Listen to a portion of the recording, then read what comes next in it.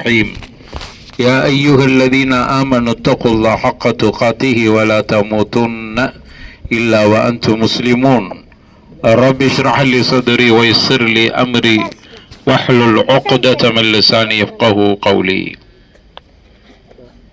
அல்லாஹ்வுடைய பெருங்கிருபையால் இந்த சிறப்பான இந்த நல்ல சந்தர்ப்பத்தில் இந்த பகுதியில் பெண்களுக்கும் ஆண்களுக்குமான ஒரு ஒன்றுகூடலை ஏற்படுத்தி மறுமை சம்பந்தப்பட்ட செய்திகளை பேசுவதற்காக வேண்டி இந்த கூட்டம் ஏற்பாடு செய்யப்பட்டிருக்கிறது.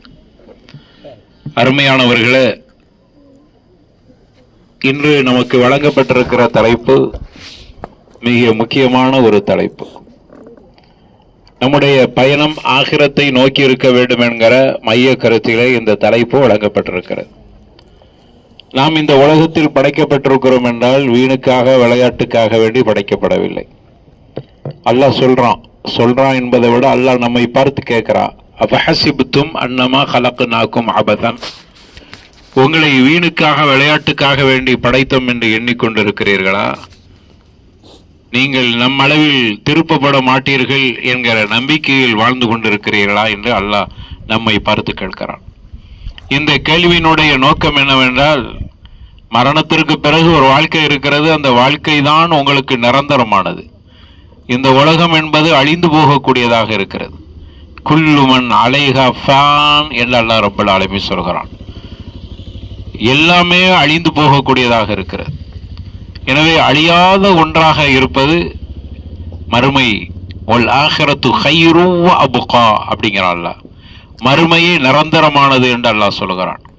எனவே அந்த மறுமையை பற்றி சிந்திக்காமலேயே வெறுமன நாம் இந்த உலகத்தில் வாழ்ந்து கொண்டிருக்கிறோம் என்றால், இந்த உலகம் நமக்கு நிரந்தரம் என்கிற நம்பிக்கையில் வாழ்ந்து கொண்டிருக்கிறோம். இந்த உலகத்தில் ரொம்ப நாளைக்கு நம்ம வாழப்போகிறோம் என்கிற எண்ணத்தில் வாழ்ந்து கொண்டிருக்கிறோம். ஆனால் உண்மை அதல்ல. நம்முடைய வாழ்க்கை, நமக்கென்று ஒரு இருப்பிடம் இருக்கிறது. அதுதான் ஆகிரத்தினுடைய வாழ்க்கை. ஒவ்வொரு மனுஷனுக்கும் 3 வீடுகள் இருக்கிறது. ஒன்று தாரு துனியா, மற்றொன்று தாருல் பர்சக், மூன்றாவது தாருல் ஆஹிரா. நம்ம இப்பொழுது வாழ்ந்து கொண்டிருக்கிறது தாரு துனியா. இந்த உலகத்தினுடைய வீட்டிலே வாழ்ந்து கொண்டிருக்கிறோம். இந்த உலகத்தின் வீட்டிலே வாழுகிற பொழுது அமல்கள் நிறைய செய்ய வேண்டும். காரணம், இது அமலுக்குரிய ஒரு வீடு. இன்னொரு வீடு இருக்கிறது, அது தாருல் பர்சக், மறைவான வாழ்க்கை. அதான் பர்சக்ங்கிறான், மறைவான வாழ்க்கை. மரணத்திற்கு பிறகு கபரிலே அடக்கப்பட்டு அந்த வாழ்க்கை என்பது அது பர்சக்குடைய வாழ்க்கை. அது 2வது வீடு. 3வது வீடு நமக்கு தாருல் ஆஹிரா, மறுமை வீடு. இப்ப நாம் இந்த வீட்டில, இந்த துனியாவுடைய வீட்டில் நாம் எப்படி வாழுகிறோம் என்பதை வைத்துத்தான் தாருல் பர்சக் என்கிற 2வது கபருடைய வீட்டில் நம்முடைய வாழ்வு சுகமாக இருக்கும். இந்த வாழ்க்கையில் நாம் தவறாக நடந்து கொண்டால் பர்சக் என்கிற வீட்டிலே நமக்கு மிகப்பெரிய அதாப் இருக்கிறது. இதைத்தான் இஸ்லாம் பல இடங்களிலே நமக்கு வலியுறுத்துகிறது. எனவே நமக்கென்று ஒரு குறிக்கோள் இருக்கிறது, நமக்கென்று ஒரு லட்சியம் இருக்கிறது. எந்த லட்சியமும் இல்லாமல் வாழக்கூடியவர்கள் இஸ்லாமியர்களாக இருக்க முடியாது. எந்த லட்சியமும் இல்லாமல் இருப்பது மிருகங்கள் தான். அது சாப்பிடுவது, தின்பது, குட்டிகளை போடுவது, ஏதோ அதோடு அது செத்து மடிகிறது, முடிந்து விட்டது. அதற்கு வாழ்க்கை அவ்வளவுதான். ஆனால் ஒரு முஸ்லிமை பொறுத்தவரையில் அவனுக்குன்னு ஒரு லட்சியம் இருக்கிறது. அந்த லட்சியம் ஆகிரத் என்கிற மறுமை வாழ்க்கையில் வெற்றி என்கிற லட்சியம். அது கண்டிப்பா நமக்கு இருக்க வேண்டும். அப்படியான லட்சியத்தை நோக்கி நாம் புறப்பட வேண்டுமானால் இந்த உலகத்தில் நாம் படைக்கப்பட்டதனுடைய நோக்கத்தை புரிந்து வாழ்ந்தால் மட்டும்தான் ஆகிரத்தினுடைய லட்சியத்தில் வெற்றி பெற முடியும். இதுதான் இன்றைய தலைப்பினுடைய மைய கருத்தாக இருக்குது. அருமையானவர்களே, இந்த உலகத்தில் எத்தனை பேர்கள், எவ்வளவு பெரிய பலசாலிகள் வாழ்ந்திருக்கிறார், எவ்வளவு பெரிய பணம் படைத்தவர்கள் வாழ்ந்திருக்கிறார், எவ்வளவு பெரிய அதிகாரத்தை கையில் வைத்தவர்கள் வாழ்ந்திருக்கிறார், நான் தான் கடவுள் என்று சொல்லக்கூடியவர்கள் வாழ்ந்திருக்கிறார், எத்தனையோ பேர்கள். அதே போன்று நாம் பார்க்கிறோம், யமன் தேசத்தை ஆண்டு கொண்டிருந்த ஒரு மன்னர் இன்று நஜ்ரான் என்கிற பகுதி சவுதி அரேபியாவினுடைய ஒரு பகுதி இன்றும் வரலாற்று சொல்லி கொண்டிருக்கிறது. குர்ஆன் அதை சூரத்துல் புருஜில் சொல்லி காட்டுகிறது. குத்தில அஸ்ஹாபுல் உஹ்தூத் அன்னாரி தாத்தில் வகூத் இதுஹும் அலைஹா குஊத் வஹும் அலா மா யஃஅலூன பில் முஃமினீன ஷுஹூத் என்று ரப்பல் ஆலமீன் சூரத்துல் புருஜில் அந்த வரலாறை சொல்லி காட்டுகிறான். அன்றொரு காலத்தில் எந்த அளவுக்குண்டா ரசூலுல்லாஹி ஸல்லல்லாஹு அலைஹி வஸல்லம் அவருடைய காலத்துக்கு முன்னாடி நடந்த ஒரு சம்பவத்தை சொல்லி காட்டுகிறார். அன்றொரு காலத்தில் ஒரு மன்னன் வாழ்ந்து வந்தான். அவன் யமன் தேசத்தை சார்ந்தவன். இன்றைய சவுதி அரேபியாவின் ஒரு பகுதி அது.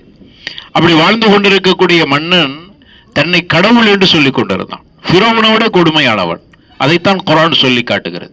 ஃபிரௌனாவது கடவுள் இருந்தால் இருந்து போகட்டுமே. மூசா போய் கடவுளை பற்றி சொல்கிற பொழுது கடவுள் இருக்கிறானா, இருக்கட்டுமே, அதில் என்ன குற்றம்?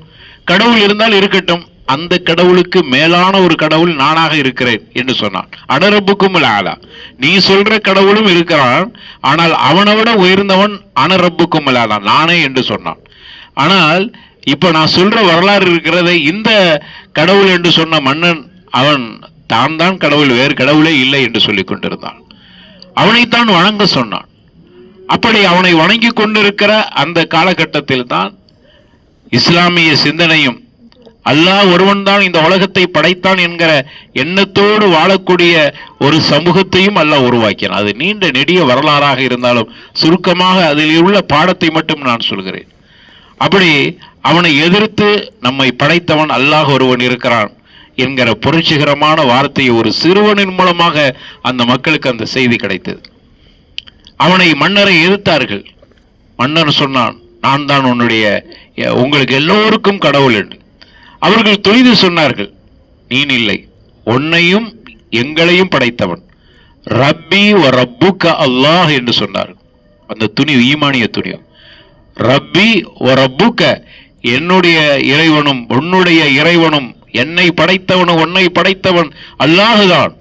உடனே அவன் சொன்னான், அப்படியானால் நான் இங்கு ஒரு நெருப்பு குண்டத்தை உருவாக்கி உங்களையெல்லாம் என்னை கடவுளாக ஏற்றுக்கொள்ளாதவர்கள் நெருப்பில் போட்டு பசிக்கி விடுவேன் என்று சொன்னான். ஈமானிய ஜோதி பாருங்கள். ஆகிரத்திற்காக வேண்டியே நாம் வாழ வேண்டும், ஆகிரத்துக்காக வேண்டியே படைக்கப்பட்டிருக்கிறோம். அல்லாஹுவை ஏற்றுக்கொண்டவர்களுக்கு மட்டும்தான் வெற்றி. ஈமான் தான், இஸ்லாம் தான் மிகப்பெரிய மார்க்கம் என்று நம்பியவர்கள் அந்த நெருப்புக்கு பயப்படல. பரவாயில்லை, நீ நெருப்பில் போடு, எங்களை பொசிக்கினால் எங்களுடைய ஈமானை ஒன்றும் செய்ய முடியாது. தூக்கி நெருப்பு குண்டத்தை உருவாக்கினான். பல விறகுகளை போட்டு அல்லாஹ் சொல்றான், குத்தில அஸ்ஹாபுல் உஹ்தூத். குர்ஆன் சொல்லுது சூரத்துல் புரூஜ், குத்தில அஸ்ஹாபுல் உஹ்தூத் என்று சொல்றான். பல நெருப்புகளை மூட்டுவதற்காக விறகுகளை கொட்டினான். அங்க பெரும் நெருப்பு குண்டத்தை உருவாக்கினான். அப்படிப்பட்டவன் சபிக்கப்பட்டு விட்டான் அல்லாஹ் சொல்றான். அவர்களை எதற்காக வேண்டி நெருப்பிலே போட்டு பொசுக்கப்பட்டார் அதையும் அல்லாஹ் சொல்கிறான். அவர் என்ன பெரிய குற்றம் செய்தார்கள்? ஒரே ஒரு குற்றம் செய்தார்கள். என்ன குற்றம் தெரியுமா? அவர்கள் ஈமான் கொண்டதுதான் செய்த குற்றம். அல்லாஹ் ஒருவன் என்று நம்பியதுதான் அவர்கள் செய்த குற்றம். அதனால் குத்தில் அஸ்ஹாபுல் உஹ்தூத் அன்னாரி தாத்தில் வகூத் இதுஹும் அலைஹா குஊத், அவர்களெல்லாம் அமர்ந்து பார்த்து கொண்டிருந்தார்கள் அந்த மிகப்பெரிய கொடுமையை. அவர்களே சாட்சியாக இருக்கிறார். குற்றவாளியவே அல்லாஹ் சாட்சியாளர்கள் என்று சொல்கிறான். நெருப்பு குண்டத்தில் பொசுக்கப்பட்ட இஸ்லாமியர்கள் அவர்கள் அல்லாஹ் ஒருவன் என்று ஏற்றுக்கொண்டதனால் அவர்கள் நெருப்பு குண்டத்தில் தூக்கி வீசப்பட்டார்களே, அதை கண்கூடாக பார்த்த சாட்சி இந்த குற்றவாளிகளே சாட்சியாக இருக்கிறார். உலகத்தில் இப்படி ஒரு விந்தை நடந்திருக்கவே வாய்ப்பே இல்லை. குற்றம் செய்தவர்களே சாட்சியாளர்களாகவும் இருக்கிறார். அப்படியானால் அல்லாஹ் இடத்தில் அவர்கள் ஒப்புக்கொள்ளப் போகிறார்கள். அதைத்தான் அல்லாஹ் சொல்றான், இதுவும் அலைஹா குஊத் வஹும் அலாமா யஃஅலூன பில் முஃமினீன ஷுஹூத் அப்படிங்கறாங்க. அவர்களாம் சாட்சியாளர்கள். அவர்கள் ஒவ்வொருத்தர்களாக அந்த நெருப்பு குண்டத்தில் வீசப்பட்டார். ஒருவர் நெருப்பு குண்டத்தில் வீசப்பட்டு பொசுங்குவதை பார்த்து மற்றவர் திருந்துவார், நம்மை கடவுளாக ஏற்றுக்கொள்வான் அவன் எண்ணிக்கொண்டான். ஆனால் யாரும் பயப்படவில்லை. ஏனென்றால் நாம் படைக்கப்பட்டது ஆகிரத்துக்கு அவனை படைக்கப்பட்டிருக்கிறோம். ஈமான் தான் பெரியது. ஈமானுக்கு முன்னாடி அனைத்தும் தோத்து போகும். ஈமானுக்கு முன்னாடி அனைத்தும் ஒன்றுமில்லை என்கிற நம்பிக்கையோடு உலகத்தில் வாழ பிறக்கவில்லை என்கிற நம்பிக்கை அவர்களுக்கு இருந்தது. ஒருத்தரா தூக்கி நெருப்பு குண்டத்தில் போட்டு அவர்களை அனைவர்களையும் பொசுக்கி எடுத்தான். ஆனால் அனைவர்களையும் அல்லாஹ் பாதுகாத்து கொண்டான். ஒரே ஒரு தாய், அங்கேயும் பாருங்க, ஒரு தாய் தன்னுடைய குழந்தையோடு வந்து நிற்கிறார். நெருப்பு குண்டத்தில் குதிக்க போகிற பொழுது அந்த பிள்ளையை பார்த்து பால் குடிக்கிற பிள்ளை, அந்த தாய்க்கு கொஞ்சம் தயக்கம் வந்து விட்டது. பிள்ளைக்காக வேண்டி வாழணுமே. பெண்ணை பொறுத்தவரையில தனக்காக வேண்டி என்பதை விட தன்னுடைய குழந்தைக்காக வேண்டி வாழக்கூடிய இப்படியான மனநிலை இந்த தாய் இடத்தில் இருக்கும். அந்த தாய் அப்படி நினைக்கிறா, நம்ம இந்த பிள்ளைக்காக வேண்டி வாழணுமே, நம்ம எல்லாத்தையும் கண்டாச்சு, நம்முடைய பிள்ளைக்கு இப்பதான் உலகத்துக்கே வந்திருக்கிறது, அதற்காக வேண்டி நான் வாழ வேண்டுமானால் இவனை கடவுளாக ஏற்றுக்கொண்டால் மட்டும்தான் வாழ முடியும். கொஞ்சம் நாம் ஏற்றுக்கொண்டு கொஞ்ச நாளைக்கு வாழ்ந்து பிள்ளையை நாம் உருவாக்குவதற்கும் இந்த உலகத்தில் வாழுவோமே என்கிற எண்ணம் தோன்றுகிற பொழுது, தாமதிக்கிற பொழுது அந்த குழந்தையை அல்லாஹ் பேச வைக்கிறான். இதுதான் பெரிய அதிசயம். பேசிய சிறு வயதிலே பேசிய சிறு குழந்தைகள், பேசிய குழந்தைகளில் ஈசாவுக்கு அடுத்தது இந்த பிள்ளையும். இந்த பிள்ளை பேசுது, யா உம்மா, என்னுடைய அருமை தாயே, நாம் இருக்கிறது ஹக்கில் இருக்கிறோம், நாம் சத்தியத்தில் இருக்கிறோம், தயங்க வேண்டாம், நீங்கள் நெருப்பிலே குதியுங்கள், அல்லாஹ் ஒருவன் என்பதை சத்தியத்தை ஏற்றுக்கொள்ளுங்கள். அந்த குழந்தை பேசிய மாத்திரத்தில் அந்த தாயும் தன்னுடைய குழந்தையோடு அந்த நெருப்பு குண்டத்திலே வீசப்பட்டாள். அனைவர்களும் அவன் நினைத்து கொண்டான் பொசுக்கப்பட்டு விட்டார்கள். அவங்கெல்லாம் ஈமான்தாரிகள். அல்லாஹ் அவர்களை எல்லாம் பாதுகாத்து கொண்டான்.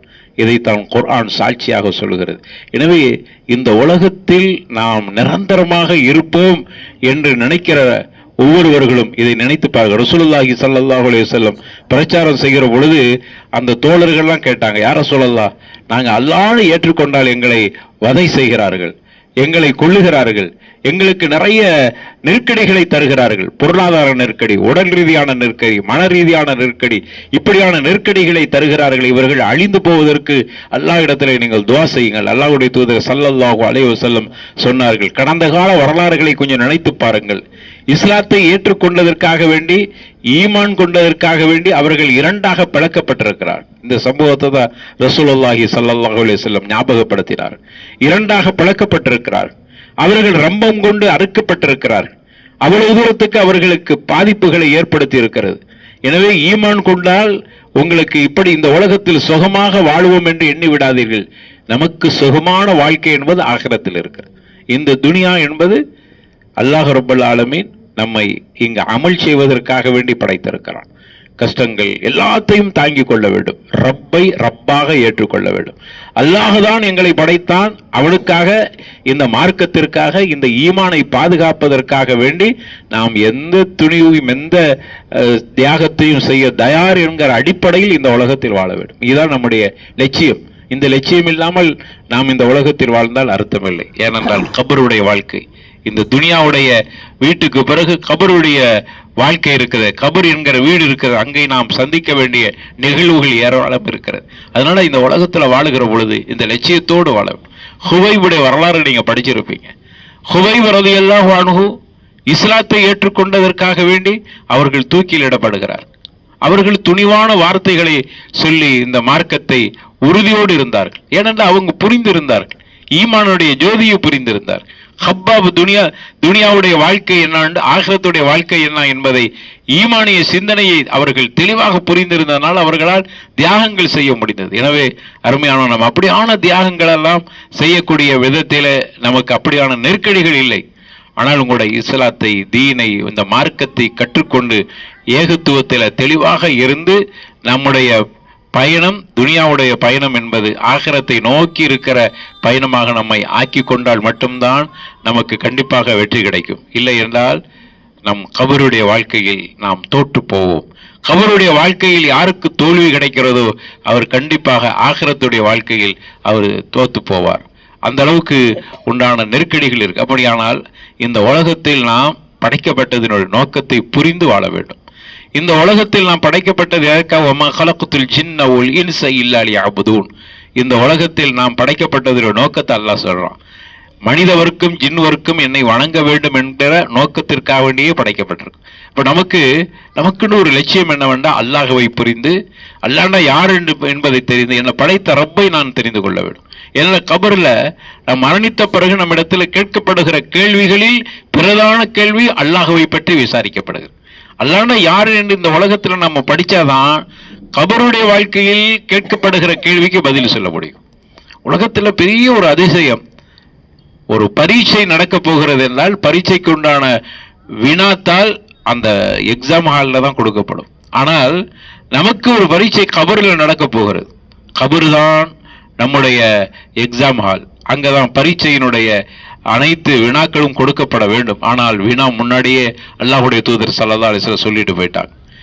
அதுக்காக வேண்டி விடையை தேடி நாம் அலைந்து படிப்பது மட்டுமல்ல, வாழ்க்கையில் அதை வாழ்க்கை பாடமாக படித்துக் கொள்ள வேண்டும். அப்படி படித்துக் கொண்டால்தான் கபரில் கேட்கப்படுகிற கேள்விக்கு பதில் சொல்ல முடியும். ரசூலுல்லாஹி ஸல்லல்லாஹு அலைஹி வஸல்லம் ஒரு மனிதனுடைய மரணத்தை பற்றி அழகா சொன்னாங்க. ஒரு மனிதன் மரணிக்க போகிறான் என்றால் அவனுடைய நிலை எப்படி இருக்கும்? முதல் நிலையை சொல்றாங்க. ஒரு நல்ல அடியானாக இருந்தால் மரணத்திற்கு முன்னால் முதல்ல மலக்குகள் அவனை சுற்றி கொள்வார்கள். வீட்டில் சுற்றி மலக்குகள் அமர்ந்து கொள்வார். நல்லவனா இருந்தாலும் கெட்டவனா இருந்தாலும் சரி, எல்லா மலக்குகளும் கண்ணிட்டும் தூர வரைக்கும் மலக்குகள் அங்கு இருப்பார். ஆனால் அவனால் பேச முடியாது. அதான் சக்கராத், கடைசி நேரம். அப்படியான நேரத்தில் அவனுடைய உயிரை வாங்கக்கூடிய மலக்குள் மௌத் வருகிறார். மலக்குள் மௌத் வருகிற பொழுது இவர் நல்லடியாராக இருக்கிற காரணத்தால் சொர்க்கத்தில் இருந்து நறுமணம் பூசப்பட்ட ஒரு போர்வை எடுத்துக்கொண்டு வருகிறார். இவருடைய ரூஹை அந்த போர்வையில் வைத்து கொண்டு போவதற்கு அவனி வருகிறார். ரசூலுல்லாஹி ஸல்லல்லாஹு அலைஹி வஸல்லம் விரிவாக பேசிய செய்தி இது. அப்படி வருகிற பொழுது அவர் நல்லடியார். அவரிடத்தில் சொல்கிறார், யா அய்யத்துஹன் நஃப்ஸுல் முத்மஇன்னா. குர்ஆன் அதை பற்றி சொல்கிறது. யா அய்யத்துஹன் நஃப்ஸுல் முத்மஇன்னா இர்ஜிஇ இலா ரப்பிகி ராதியத்தன் மர்திய்யா ஃபதுகுலி ஃபீ இபாதி வதுகுலி ஜன்னத். உண்மையான அமைதி பெற்ற ஆத்மாவை வெளியில் வந்து விடு. அந்த மலக்கு சொல்கிறார். அந்த ஆத்மாவை, அந்த உயிரை அதை கைப்பற்றி விட்டு அந்த மலக்கு அதை பொதிந்து கொண்டு செல்கிறார். அப்படி சொல்கிற பொழுதே வானத்தில் உள்ள ஒவ்வொரு இடங்களிலும் ஒவ்வொரு வானத்திலும் மலக்குகள் கேட்கிறார். நறுமணம் வீசுகிறதே, இது யாருடைய உயிர் என்று கேட்கிறார், யாருடைய ரூஹ் என்று கேட்கிறார். இன்னாருடைய மகனின் இன்னாருடையவர் என்று சொல்லப்படுகிறது. இப்படியாக எல்லா இடங்களிலும் அதே அனைத்து மலக்குகளும் துவா செய்கிறாங்க. அதுக்கு பிறகு அவனை கபரில் கொண்டு வைத்த பிறகு மீண்டும் அந்த ரூஹ் கொண்டு அவனுடைய உடலிலே கொடுக்கப்படுகிறது. நம்ம எல்லாம் கபரில் அடக்கிட்டு அனைவர்களும் திரும்பி விடுவோம். அவனை அமர மலக்குகள் உட்கார வைக்கிறார்கள். ஏன்னா ரூஹ் உள்ள போயிருது. உட்கார்ந்த பிறகு அவனிடத்தில் கேள்வி கேட்கப்படுகிறது. அந்த கேள்விக்கு முன்னால் அங்கு எல்லாரும் அடக்கின பிறகு அனைவர்களும் சென்று விடுவார்கள். அவர் மட்டும் தனியாக அடக்கப்படுகிறார். அவர் மேல பாசம் வைத்த அவருடைய பிள்ளைகள், அவரை நேசித்தவர்கள், அவருடைய சொத்து, அவருடைய குடும்பத்தினர்கள் அனைவர்களும் சென்று விடுவார். ஆனால் அவர் தனியாக அடக்கப்பட்டார். அடக்கி கொஞ்ச நேரத்தில் அந்த கபருக்குள்ள ஒரு மனுஷர் வருகிறார். அவருடைய தோற்றம் எப்படி இருக்கிறார்? அழகான தோற்றம் உடையவராக இருக்கிறார். ரொம்ப பார்க்கவே அழகா இருக்கிறார். தோற்றத்தால் அழகு, ஆடையால் அழகு, வெண்ணிறை ஆடையோடு வருகிறார். இவர் ஆச்சரியப்பட்டு கேட்கிறார், கபர்ல என்ன தனியா தான் அடக்கினாங்க? மன் அந்த யா ரஜுலு, மனுஷானி யார்? இதுவரைக்கும் உலகத்தில் பார்த்திராத அற்புதமான முகம் படைத்தவனாக இருக்கிறாய். உன்னுடைய ஆடை ரொம்ப அழகாக இருக்கிறது, நறுமணம் வீசுகிறது. மனுஷானி யார்? இந்த உலகத்தில் வாழுகிற பொழுது என் பிள்ளைகளுக்காக எவ்வளவோ செய்திருக்கிறேன். அப்படி இருக்கிற பொழுது கபரில் என்ன அடக்கிற பொழுது என் பிள்ளை கூட கபரில் நானும் தந்தையோடு இருப்பேன் என்று சொல்லவில்லை. சொன்னாலும் சமூகம் விடாது. ஆனால் நீ யார்? புதிய மனுஷனாக இருக்கிறாயே என்று கேட்கிற பொழுது அந்த மனிதன் சொல்கிறார், ஆன அமலுக்க சாலிஹ் என்று சொல்வார். நான் தான் நீ உலகத்தில் செய்த நல்ல அமல்கள். அல்லாஹ் என்னை ஒரு மனித தோற்றத்தில் உன்னோடு அமரச் செய்திருக்கிறார். நான் உன்னை ஆகிரத்து வரைக்கும் கொண்டு உன்னோடையே சேர்ந்து வருவேன் என்று அந்த நல்ல அமல் மனித ரூபத்திலே பேசுகிறது. அதற்கு பிறகு அவர் உட்கார வைக்கப்படுகிறார். அவரிடத்தில் 3 கேள்விகள் கேட்கப்படுகிறது. இந்த 3 கேள்விக்காக வேண்டிதான் நம்ம உலகத்தில் வாழ்ந்துகிட்டு இருக்கோம். இந்த 3 கேள்விக்கு யாரு சரியாக பதில் சொல்லிவிட்டாரோ அவர் கபருடைய வாழ்க்கையில ஜெயித்து விடுவார். யாருக்கு கபருடைய வாழ்க்கையில் ஜெயித்து விட்டாரோ அவர் உண்மையிலே ஆகிரத்துடைய மறுமை வாழ்க்கையில் அவருக்கு வெற்றி இருக்கிறது. அந்த கபருடைய வாழ்க்கையில் நாம் கேட்கப்படுகிற கேள்விக்கு பதில் சொல்ல வேண்டும் என்பதுதான் இந்த உலகத்தினுடைய வாழ்க்கை. இதுதான் நம்முடைய லட்சியம். நம்முடைய லட்சியம் என்னவென்றால் மரணத்திற்கு பிறகு 3 கேள்வி, அந்த கேள்விக்கு நான் பதில் சொல்ல வேண்டும். அதற்காக வேண்டி இந்த உலகத்தில் என்ன அமல் நம்ம செய்து கொண்டிருக்கிறோம், என்ன காரியத்தை நாம் செய்திருக்கிறோம், நமக்காக வேண்டி ஆகிரத்துக்காக வேண்டி என்ன தயார் செய்திருக்கிறோம், நமக்காக வேண்டி நிறைய சேர்த்து வச்சிருக்கிறோம், ஆகிற மறுமைக்காக வேண்டி என்ன சேர்த்து வச்சிருக்கிறோம். எனவே அந்த கேள்விக்கு பதில் சொல்ல வேண்டும். அதுல 3 கேள்வி. முதல் கேள்வி மர் ரப்புக்க, உன்னுடைய இறைவன் யார் என்று கேட்கப்படும். அந்த 2 மலக்குகள் வருவாங்க, முன்கருண் நக்கீருன் என்கிற 2 மலக்குகள். தோற்றத்தை பார்த்தாலே பயங்கரமாக இருக்கும். அந்த மலக்குகள் அவன் உட்கார வச்சுட்டு கேட்கிறாங்க, மர் ரப்புக்க. அவன் உண்மையிலேயே நல்லடியாராக இருக்கிற பொழுது அவர் பதில் சொல்லி விடுவார், என்னுடைய ரப்பு அல்லாஹ் என்று சொல்வார். அல்லான்னு சொல்றது ஈஸி தான், ஆனால் அல்லான்னு சொல்ற அளவுக்கு என்னுடைய நாவு கபூர்ல வர வேண்டுமானால் நான் இந்த உலகத்தில் வாழுகிற பொழுது அல்லாவை பற்றி தெரிந்து இந்த உலகத்தில் வாழ்ந்திருக்க வேண்டும். நம்ம அப்படி வாழ இல்லையே. அல்லாஹ்னா யாரும் எனக்கு தெரியவில்லை, இப்படித்தான் நம்ம வாழ்ந்து கொண்டு நம்ம அல்லாவை பற்றி என்ன புரிந்து வைத்திருக்கிறோம். நாம் அல்லாஹ் என்ன படைத்தான், எல்லாரும் ஒத்துக்கிட்டோம். அல்லாஹ் எனக்கு ரிஸ்க் கொடுக்கிறான், ஒத்துக்கிட்டோம். எனக்கு நன்மை தீமை அனைத்தும் அல்லாஹ் புறத்தில் தான் நடக்கிறது, ஒத்துக்கொண்டோம். ஆனால் நம்முடைய வாழ்க்கையில் அவைகளை அப்படியான சந்தர்ப்பங்களில் நாம் எப்படி நடந்து கொள்கிறோம்? அல்லாஹ்னா யார், அல்லாஹுடைய அகமியம் என்ன, அல்லாஹ்வை பற்றியான இல்மு சாதாரணமான விஷயம் அல்ல. உலூஹியத், ருபூபியத், அஸ்மா உ சிஃபாத், இதெல்லாம் அல்லாஹுக்குரிய பண்புகள். இதையெல்லாம் நாம் தெளிவாக புரிந்தாதான் அல்லாஹ்வை புரிஞ்சுக்கிற முடியும். அல்லாஹ்னா யார், அவனுடைய உலூஹியத் என்ன, இறைத்தன்மை. அல்லாஹுக்குன்னு இறைத்தன்மை இருக்கிறது. அந்த இறைத்தன்மை அல்லாஹுக்கு மட்டும்தான் இருக்கிறது. அந்த உலூஹியத்து அல்லாஹ்வால் படைக்கப்பட்ட எந்த மனுஷனுக்கும் இல்லை. அல்லாஹ் இப்படி நம்பணும். அப்படிப்பட்ட ஆற்றல் அல்லாஹ்க்கு மட்டும்தான் இருக்கிறது. அவன்தான் நம்மை படைத்தான், அவன்தான் எனக்கு உணவளிக்கக்கூடியவன், அவனுக்குத்தான் எல்லா வகையான ஆற்றலும் இருக்கிறது. வணக்க வழிபாடுகள் எல்லாம் அவனுக்கு மட்டுமே சொந்தமானது.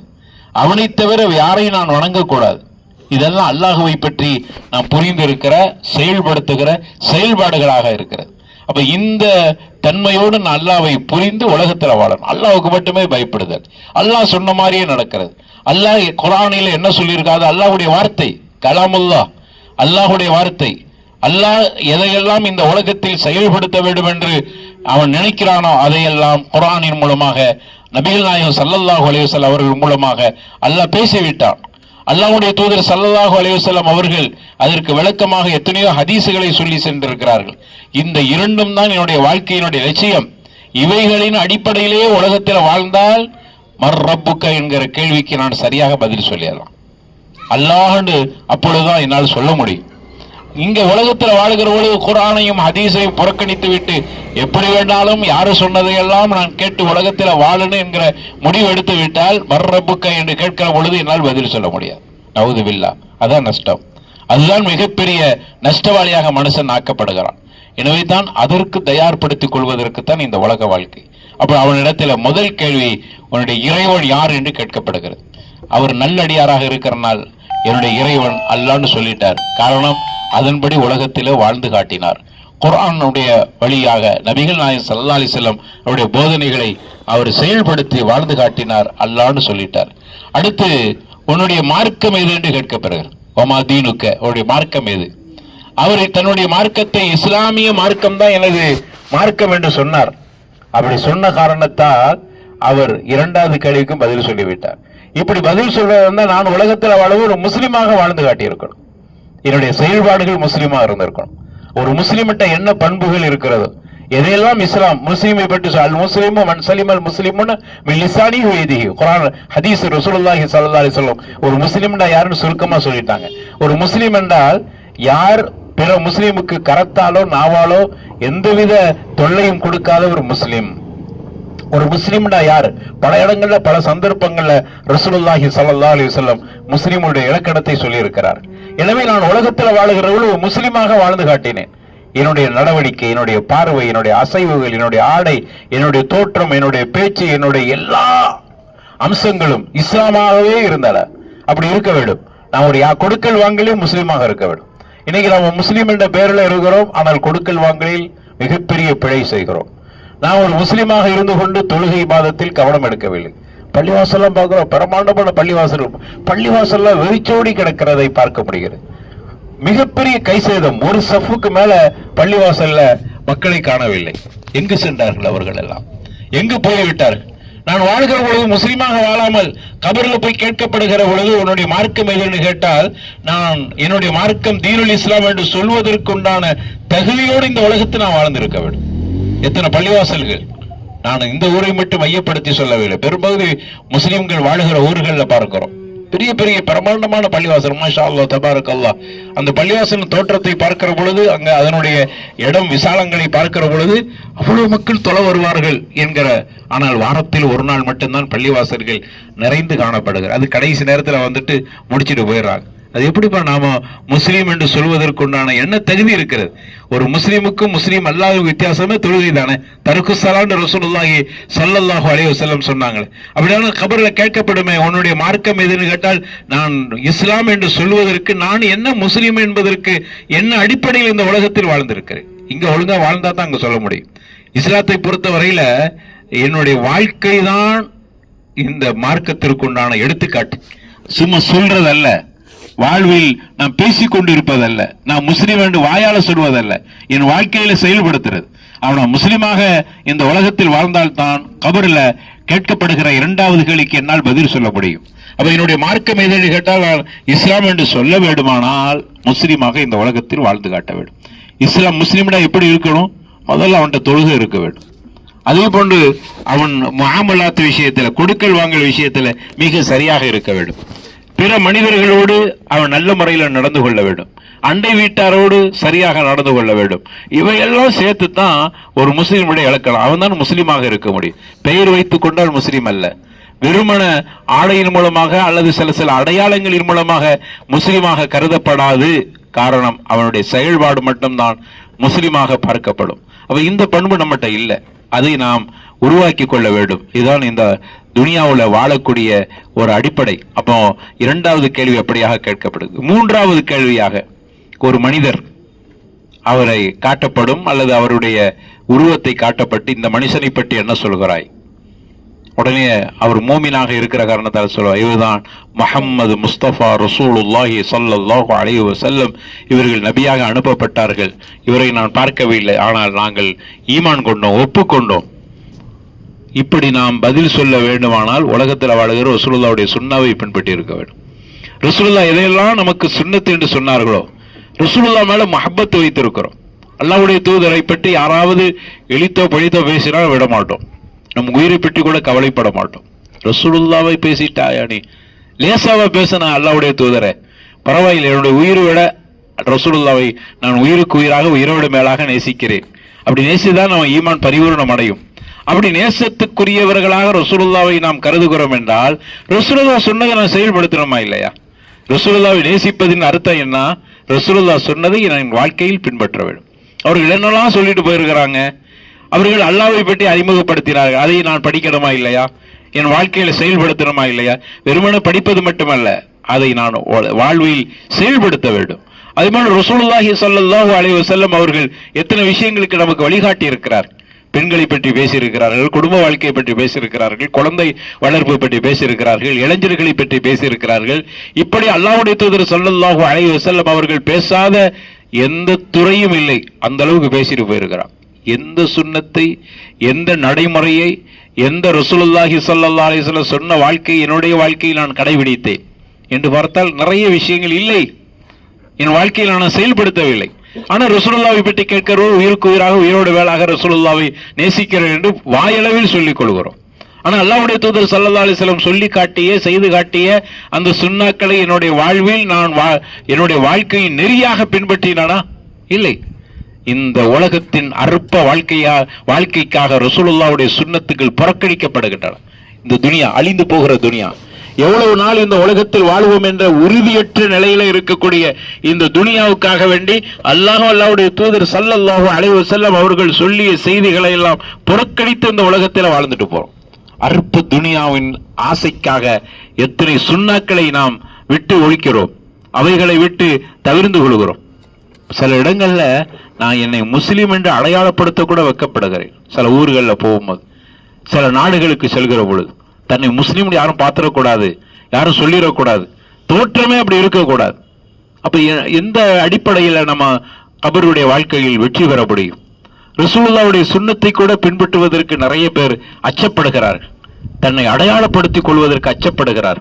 அப்படி இருக்கிற பொழுது கபருடைய வாழ்க்கையில் எப்படி நாம் பதில் சொல்ல முடியும்?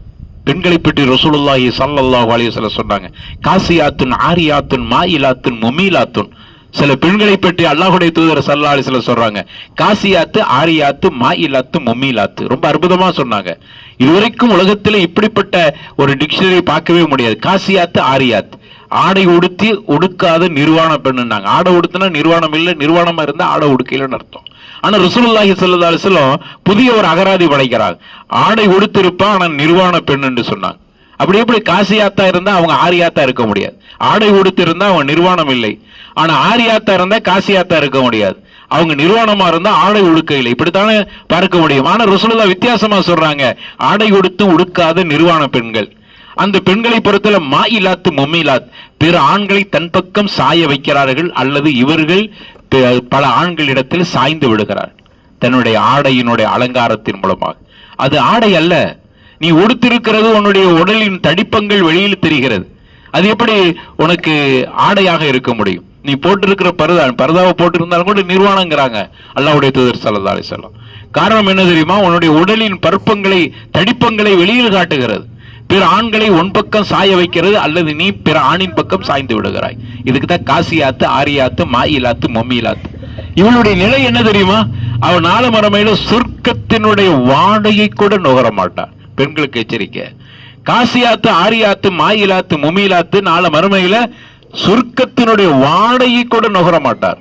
சொர்க்கத்தினுடைய வாடை எவ்வளவு தூரத்துக்கு அடிக்கும் என்பதில் ஹதீஸ்ல சொல்லப்பட்டிருக்கிறது. அப்ப அவ்வளவு தூரத்துக்கு இருக்கிற வாடையை கூட நுகர மாட்டார், சொர்க்கத்துக்கு போக முடியாது.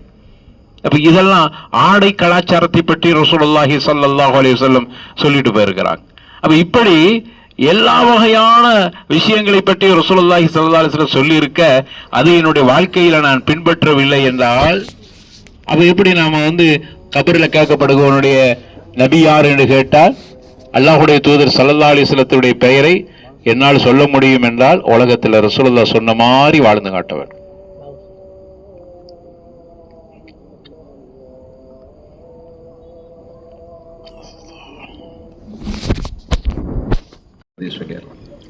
மூன்றாவது கேள்வி, உன்னுடைய மார்க்கம் எது என்று கேட்கிற பொழுது, மார்க்கம் தீனுல் இஸ்லாம் என்று சொன்னால் அந்த கேள்விக்கு உலகத்தில் முஸ்லீமாக வாழ்ந்தால் பதில் சொல்லிடலாம். அடுத்து அல்லாஹ் யாருன்னு கேட்கிற பொழுது அல்லாஹ் சொன்னபடி உலகத்தில் வாழ்ந்தால் நம்ம பதில் சொல்லிடலாம். அப்ப இந்த மூன்று அடிப்படையில தான் உலகத்தினுடைய வாழ்க்கையே இருக்கிறது. கபர்ல ரசூலுல்லாஹி ஸல்லல்லாஹு அலைஹி வஸல்லம் நல்லவர்களை பற்றி சொல்லி முடித்தார். தீயவர்களை பற்றி சொல்றார். ஒரு தீயவன் மரணிக்கிறான் என்றால் அவனுடைய நிலை என்ன? அப்பொழுதும் மலக்குகள் அவனுடைய வீட்டுக்குள் வருவார். கண்ணெட்டும் தூரம் வரைக்கும் மலக்குகள் இருப்பார். அவனுடைய உயிரை கைப்பற்றுவதற்கு மலக்குள் மௌத் வருவார். அவர் நரகத்தில் நெருப்பிலே துவைக்கப்பட்ட அந்த போர்வையை கொண்டு வருவார். நெருப்பிலேயே ஆன ஒரு போர்வை கொண்டு இவனுடைய ரூஹை கைப்பற்றி, யா ஹபீஸ், அந்த ரூஹை பார்த்து சொல்லப்படும், ஏ தீயவனே, தீய கெட்ட ரூஹே, வெளியில் வா. அது வராது. அவன் முதுகில் அறையப்படும், அடிக்கப்படும். இதெல்லாம் குர்ஆன் பேசுகிறது. அவனுடைய உயிரை பலவந்தமாக இழுக்கப்படும். இழுத்து அதை அந்த போர்வையில வைத்து வானத்துக்கு கொண்டு போகிற பொழுது ஒவ்வொரு மலக்குகளும் சபிப்பார்கள். யாரு இது? யாருடைய ரூ? துர்வாடை வீசுகிறது. ஹபீஸ், மிக கெட்ட வாடை வீசுகிறது. யாருடைய உயிர் என்று கேட்கப்படும். இன்னாருடைய மகன் இன்னார் என்று சொல்லப்படும். சபிப்பார்கள் மலக்குகள். ஏனென்றால் உலகத்துல வாழுகிற பொழுது துனியாவுக்காக வேண்டிய வாழ்ந்தான். உலகத்துல வாழுகிற பொழுது பேரவில் முஸ்லீமாக வாழ்ந்தான். உலகத்துல வாழுகிற பொழுது குர்ஆனை புறக்கணித்தான், ஹதீஸை புறக்கணித்தான், மார்க்கத்தை புறக்கணித்தான். மார்க்கத்தினுடைய நெறிகளை வாழ்க்கையில செயல்படுத்தவில்லை, தொழவில்லை. அல்லாஹ்வுடைய அச்சம் இல்லாமல் கொடுக்கல் வாங்கலிருந்து எல்லாத்திலையும் அவன் கீழ்மட்டத்திலும் தரக்குறைவாக நடந்து கொண்டான். இப்படிப்பட்டவனுடைய உயிர் நாத்தம், துர்வாடை சபித்து அவனுடைய ரூஹு கீழே அனுப்பப்படும். கடைசியில் அவனை எல்லாரும் அடக்கிட்டு போயிடுவாங்க. மீண்டும் அவனுடைய ரூஹ் அவனுடைய உடலிலே கொடுக்கப்படும். அவனை எழுப்பாட்டப்படும். அங்கு ஒரு மனிதன் வருவார். எப்படிப்பட்ட மனிதன் தெரியுமா? அவனுடைய தோற்றமே ரொம்ப அருவருப்பா இருக்குமா. அவனுடைய ஆடை ரொம்ப அலங்கோலமாக இருக்கும். உலகத்தில் அப்படிப்பட்ட அருவருப்பான, அசிங்கமான, ஒரு கோரமான முகத்தை அவன் பார்த்ததே இல்லை. அவன் தனிமையில இருக்கிறான் கபரில். உடனே பார்த்து பயப்படுவான். யார் பாணி? மண் அந்த யார் ரஜுலு, அழுதுகிட்ட கேட்கிறான். மண் அந்த யார் ரஜுலு, மனுஷன் யார்? தோற்றத்தை பார்த்து பயங்கரமா இருக்குது. இதுவரைக்கும் இப்படிப்பட்ட பயங்கரத்தை நான் பார்த்ததே இல்லையே, நீ யார்? உன்னுடைய ஆடை அலங்கோலமாக இருக்கிறது, அசிங்கமா இருக்கிறது யார் என்று கேட்கிற பொழுது அவன் சொல்வான், உலகத்தில் வாழுகிற பொழுது நீ செய்த கெட்ட அமல்கள், என்னென்ன தீமைகள் செய்தா அதுதான், அந்த தீமைகள் தான் இன்று உன்னிடத்தில் மனித ரூபத்தில் அல்லாஹ் என்னை கொண்டு வந்து நிறுத்தியிருக்கிறான். கடைசி கபர் வரைக்கும் அல்ல, உன்னை நரகத்தில் தள்ளுற வரைக்கும் உன் பக்கத்திலே இருப்பேன். அப்போ புரிந்ததா? உலகத்தில் நம்ம செய்கிற அமல்கள், அமலு சாலிஹா இருந்தா கபர்ல வெற்றி. நாம உலகத்தில் வாழுகிற பொழுது தீய அமல்களை, தீய காரியங்களை, தீய செயல்பாடுகளை செய்தால் நமக்கு கபரில் அப்படிப்பட்ட தீமை, அப்படிப்பட்ட அச்சமூட்டல். உடனே அங்கு நரகத்தின் வாசல் திறக்கப்பட்டிருக்கும். பாருங்க, முதல்ல ஒரு நல்ல மோமினாக இருந்தால் மோமினுக்கு முதல்ல நரகத்தை தான் எல்லாம் காட்டுவான். மோமினுக்கு முதல்ல காட்டுவது நரகம், பயங்கரம், இதையெல்லாம் காட்டுவான். பார் இந்த நரகத்தை, இந்த நரகத்தினுடைய கொடுமையை பார், தண்டனையை பார், இதில் நீ இருக்க வேண்டியவன், அல்லாஹ் உன்னை பாதுகாத்து கொண்டான் அப்படின்னு சொல்லிட்டு அடுத்து சொர்க்கத்தை காட்டுவான். இப்பொழுது உன்னுடைய தங்குமிடம் சொர்க்கம்.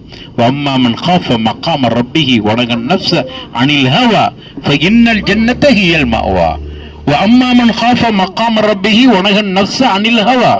யார் இந்த உலகத்தில் அல்லாஹுடைய தர்பாரில் நிறுத்தப்படுவோம் என்கிற அச்சத்தோடு தன்னுடைய மன இச்சைக்கு கட்டுப்படாமல் வாழ்ந்து காட்டினானோ அவர் தங்குமிடம் சொர்க்கமாக இருக்கிறது. உலகத்தில் வாழுகிற பொழுது உலகத்தினுடைய இன்பங்களுக்கும் மனோ இச்சையின் அடிப்படையில் உலகத்தில் வாழ்ந்து கொண்டால் நாளைக்கு அல்லாஹுடைய தர்பாரில் நிறுத்தப்படுகிற பொழுது அவன் நஷ்டவாளியாக கருதப்படுவான். அவன் தீயவனாக, அவன் தங்குமிடம் நரகமாக இருக்கிறது. இதுதான் அல்லாஹ் குர்ஆன்ல சொல்லி காட்டுகிறான். வம்மாமன் காஃப மக்காம ரப்பிஹி வனகன் நஃப்ஸ அனில் ஹவா ஃபஇன்னல் ஜன்னத ஹியல் மஅவா. அப்போ முதல்ல அவனுக்கு நரகத்தை காட்டப்பட்டு நல்லவனாக இருந்தான், நரகத்தை காட்டப்பட்டு இதிலிருந்து அல்லாஹ் உன்னை பாதுகாத்து கொண்டான். பாரு சொர்க்கம், இதான் உன்னுடைய தங்குமிடம். எனவே புது மாப்பிள்ளை போல் தூங்கிக்கொள், நல்லவர்களுக்கு சொல்லப்படும். தீயவனுக்கு அதே போன்று கேள்வி கேட்கப்படுகிறது. மர்ரப்புக்க லா ஹா ஹா அதிரி, எனக்கு தெரியாது, எனக்கு தெரியாது. ஏன்னா அவன் உலகத்தில் வாழும்போது அல்லாஹ்னா என்னன்னு தெரியாம வாழ்ந்துட்டான். அல்லாஹ் சொன்னபடியே அவன் வாழ்க்கையில வாழையில. அடுத்தது உன்னுடைய நபி யார், அவனுக்கு பதில் சொல்ல தெரியாது. ஏனென்றால் ரசூலுல்லாஹ்வை பெயரளவில் சொன்னானே தவிர வாழ்க்கை நெறியாக அவர்களுடைய வாழ்வாதாரங்களை பின்பற்றக்கூடியவனாக வாழவில்லை. எத்தனையோ விஷயங்களை பேசி சென்றார்கள். அவன் பெயரளவில் ரசூலுல்லாஹ்வை ஏற்றுக்கொண்டான், பெயரளவில் பெயர் வைத்துக் கொண்டான், அவ்வளவுதான். அடுத்த மார்க்கத்தின் நெறிகளை பின்பற்றவில்லை. எனவே அவன் அங்கு மிகப்பெரிய நஷ்டத்துக்கு ஆளாய். அவனுக்கு நரகத்தை அல்லாஹ் சொர்க்கத்தை முதல்ல காட்டுறான். தீயவன் சொர்க்கத்தை காட்டுறான். பாரு இந்த சொர்க்கத்தை, எவ்வளவு இன்பங்கள், சொர்க்கத்தில் எவ்வளவு சுகங்கள், எவ்வளவு ஞாபகத்துக்கள், எவ்வளவு அருள்கொடைகள் கொட்டி கிடக்கின்றன சொர்க்கம். இந்த சொர்க்கத்தில் இருக்க வேண்டிய நீ உலகத்தில் வாழுகிற பொழுது மூமினாக, முஸ்லிமாக, அல்லாஹ் சொன்ன அடிப்படையில், அல்லாஹுடைய தூதர் காட்டிய வழியில் நீ வாழாத காரணத்தால் இந்த இன்பத்தில் இருந்து அப்புறப்படுத்தப்பட்டு இதோ பார் நரகம், இதான் நீ தங்குற இடம். அவ்வளவு பெரிய கொடுமை பாருங்கள். நரகத்தில் அந்த காட்சிகள் கபரிலே காட்டப்படுகிறது. உடனே அவனுக்கு கபரில் அவ்வளவு பெரிய நெருக்கடிகள். அதனால தான் உஸ்மான் ரலியல்லாஹு அன்ஹு மூன்றாவது கலீஃபா, உலகத்தில் அள்ளி அள்ளி கொடுத்த மிகப்பெரிய மகான். அவங்க தங்களுடைய சொத்துக்களை எல்லாம் இஸ்லாத்திற்காக வேண்டி அர்ப்பணித்தார். பெரிய பணக்காரர், எவ்வளவு பெரிய சொத்துக்களை கொடுத்திருக்கிறார், எவ்வளவு பெரிய புரட்சி செய்திருக்கிறார். அந்த உஸ்மான் ரலியல்லாஹு அன்ஹு கபர்கிட்ட போனான்னு அப்படியே கண்ணீர் வடித்து அவருடைய தாடி நடைந்து சொட்டன கண்ணீர் விழும். கேட்டாங்க, நீங்க எப்படிங்க கபர்கிட்ட வந்தோடனே இவ்வளவு அழுகிறீங்களா, என்ன விஷயம்? கபர் தான் அவ்வல் மன்சில் மின் மனாசில் ஆஹிரான்னு சொன்னாங்க. கபர் தான் முதல் படித்தரம். அந்த முதல் படித்தரத்தில் நான் வெற்றி அடைந்து விட்டால் ஆகிரத்தில் எனக்கு வெற்றி, அந்த முதல் படித்தரத்தில் தோத்து விட்டால் ஆகிரத்தில் தோல்வி. கபருடைய வாழ்க்கை எனக்கு சரியா இருந்தா தான் மறுமையின் வாழ்க்கை வெற்றி. எனவே கபர்கிட்ட வந்தோடனே அந்த அச்சத்தால் அழுது விடுகிறேன். உஸ்மான் ரலியல்லாஹு நம்ம எல்லாம் ஏமாத்துறோம். சொர்க்கத்தை கொண்டு நற்செய்தி சொல்ல உஸ்மான் பில் ஜன்னா, அல்லாஹ்வுடைய தூதர் ஸல்லல்லாஹு அலைஹி வஸல்லம் சொன்னாங்க, 10 தோழர்கள் சொர்க்கத்தை கொண்டு நற்செய்தி சொல்லப்பட்டவர்கள் உஸ்மான் ரலியல்லாஹு அன்ஹு மூன்றாவது நபர். அவங்களே அழுதிருக்கிறாங்க. அபூபக்கர் சித்திக் ரலியல்லாஹு அன்ஹு உலகத்தில் நபிமார்களுக்கு அடுத்து ஒரு சிறந்த படைப்பு, சிறந்த மனுஷர், நபிமார்களுக்கு அடுத்து சிறந்த மனுஷர் உலகத்தில் இருந்தால் அது அபூபக்கர் சித்திக் ரலியல்லாஹு அன்ஹு. இந்த உலகத்தில் அவர்கள் செய்த நன்மைகள் யாரும் செய்ய முடியாது. எல்லாத்திலும் முதன்மையானவர்கள், முந்தியவர்கள். தங்களுடைய சொத்து இஸ்லாத்துக்கு வருவதற்கு முன்னாடி அபூபக்கர் சித்திக் ரலியல்லாஹு அன்ஹு சொத்து எவ்வளவு மதிப்பு தெரியுமா? சொத்து மதிப்பு கிட்டத்தட்ட 40,000 திர்ஹத்துக்கு சொந்தக்காரர் அபூபக்கர் சித்திக் ரலியல்லாஹு அன்ஹு. இஸ்லாத்துக்கு வருவதற்கு முன்னால் அவர்கள் இஸ்லாத்தை ஏற்றுக்கொண்ட பிறகு இந்த மார்க்கத்துக்காக 40,000 திர்ஹத்தையும் மார்க்கத்துக்காக அர்ப்பணித்தார். அவருடைய சொத்து மதிப்பு ரசூலுல்லாஹ்வுடைய தர்பாரில் அவர்கள் அங்கு தாக்கல் செய்யறாங்க. எப்ப தெரியுமா? தபூக்கு போர், ஹிஜ்ரி 8ஆம் ஆண்டு. தபூக்கு நிதிதாரங்கள். தபூக்கு போர் என்பது முஷ்ரிக்குகளால் நிர்பந்திக்கப்பட்டு திணிக்கப்பட்ட போர். இன்னைக்கும் தபூக் என்கிற ஒரு பகுதி சவுதி அரேபியாவில் பார்க்கலாம். அந்த தபூக்கு பகுதி என்பது மதீனாவுக்கும் தபூக்கு கிட்டத்தட்ட 1200 கிலோமீட்டர் தூரம். சரியான வெப்பமான காலகட்டம். அதுவும் சவுதி அரேபியாவுடைய வெப்பத்தை அங்கு சென்றவர்கள் பார்த்திருக்கலாம். மதீனாவிலிருந்து அந்த தபூக்கு அவர்கள் பல பேர் நடந்து போறாங்க. ஒரு வாகனம் இருக்கிறது, அது ஒரு வாகனத்தில் 8 பேருக்கு என்று ரசூலுல்லாஹ் பிரித்து கொடுத்திருக்கிறாங்க. முஷ்ரிக்குகளால் நிர்பந்திக்கப்பட்ட நேரம். அந்த தபூக்கு போருக்கு ரசூலுல்லாஹ் ஸல்லல்லாஹு அலைஹி வஸல்லம் கேட்கிற முஷ்ரிக்குகள் போரை திணித்து விட்டார். இப்பொழுது நிதி தேவை, கொண்டு வாருங்கள்.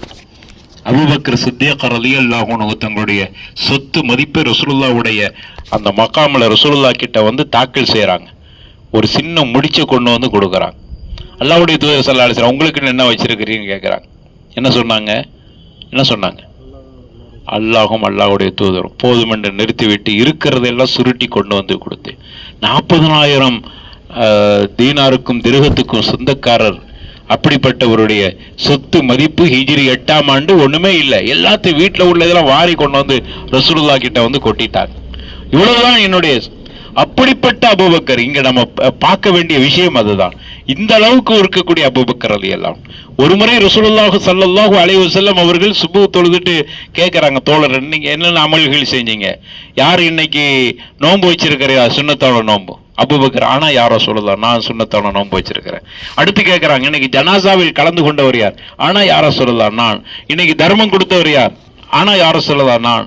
இப்படி ஒவ்வொரு அமலாக ரசூலுல்லாஹ் விசாரிக்கிற பொழுது எல்லாத்திலும் நான் என்று அபூபக்கர் சித்திக் ரலியல்லாஹு அன்ஹு அவ்வளவு அமலையும் செஞ்ச பிறகு அல்லாஹ்வுடைய தூதர் சொல்றாங்க, ஒரு மனுஷன் ஒரே நேரத்தில் இத்தனை அமல்கள் ஒன்று சேர்த்து செய்தால் அவருக்கு சொர்க்கம் கிடைக்காமல் வேறு என்ன கிடைக்க போகிறது என்று புகழ்ந்து சொன்ன அபூபக்கர் ஃபில் ஜன்னா, சொர்க்கத்தில் முதலாவது நன்மாராயம் கூறப்பட்டவர்களில் அபூபக்கர் முதலாவது ஆளாக ரசூலுல்லாஹி ஸல்லல்லாஹு அலைஹி வஸல்லம். இப்படிப்பட்ட சிறப்புக்குரிய அபூபக்கர் கபருடைய வாழ்க்கையை நினைத்து அழுதார். இதான் நாம் கவனிக்க வேண்டிய விஷயம். நம்ம எம்மாத்திரம் அவ்வளவு அழகாக வாழ்ந்த, இஸ்லாத்தின் நெறிகளை அப்படியே வாழ்ந்து அவ்வளவு தியாகங்கள் செய்த, பொருளாதார தியாகம், உயிர் தியாகம் வரைக்கும் அவர்கள் செய்து முடித்து விட்டார். அப்படிப்பட்ட அபூபக்கர் கபரை நினைத்து அழுகிறார். மரணத்தை நினைத்து அழுத்தார். மரணம் அந்த நேரத்தில் நான் எப்படி இருப்பனோ, ஒரு மரத்தை பார்த்து பேசுகிறார்கள், பறவைகளை பார்த்து, பறவையை உன்னை போன்று நான் இருந்திருக்க வேண்டுமே, பறவையாக நான் பிறந்திருக்க வேண்டுமே, குந்து துராபா குந்து ஹஜரா குந்து ஷஜரா, இப்படியே சொல்றாங்க. நான் ஒரு மரமாக, ஒரு கல்லாக, ஒரு பறவையாக, ஒரு புழுவாக இருந்திருக்க வேண்டுமே, வெறும் ஒரு மண்ணாக படைக்கப்பட்டிருக்க வேண்டுமே. காரணம், எனக்குன்னு மரணம் இருக்காது. கல்லா இருந்தா அதுக்குன்னு மரணம் இருக்காது, கல்லாக இருந்தா அதுக்குன்னு விசாரணை இல்லை, பறவையா இருந்தா அல்லாஹ் விசாரிக்க மாட்டான். மனுஷனாக பிறந்த நாள் அல்லாஹ்விடத்துல விசாரிக்கப்படுவனே. இந்த அபூபக்கர் என்ன பதில் சொல்ல போகிறோம்? அபூபக்கர் சித்திக் ரலியல்லாஹு அன்ஹு அப்படியே அழுது விடுவார். அப்போ இவர்கள் எல்லாம் இந்த கபரை நோக்கியும் மறுமையை நோக்கியும் அழுது அவர்கள் உலகத்துல வாழ்ந்திருக்கிறார்கள். சிறப்பாக வாழ்ந்திருந்தவர்களை இப்படி அழுதார்கள் என்றால் நம்முடைய வாழ்க்கை எம்மாத்திரம் நம்ம நினைச்சு பார்க்கணும். இந்த அடிப்படையை உணர்கிற பொழுது ஆகிரத்துடைய வாழ்க்கை, கபருடைய வாழ்க்கையை பற்றி நமக்கு அந்த சிந்தனை வர வேண்டும். அதனாலதான் அவர்கள் எல்லாம் ரசூலுல்லாஹி ஸல்லல்லாஹு அலைஹி வஸல்லம் சொன்னாங்க, மரணத்தை நினைத்து வாழுங்கள். மரணத்தை நினைக்கிற பொழுதுதான் நமக்கு பெரிய பெரிய மாற்றங்கள் ஏற்படும். மரணத்தை நாம் எப்போ நினைப்போம்னா, துனியாவை அற்பமா நினைச்சா மட்டும்தான். துனியாவை அற்பமா நினைச்சா நமக்கு மரண நினைப்பு வந்துடும்.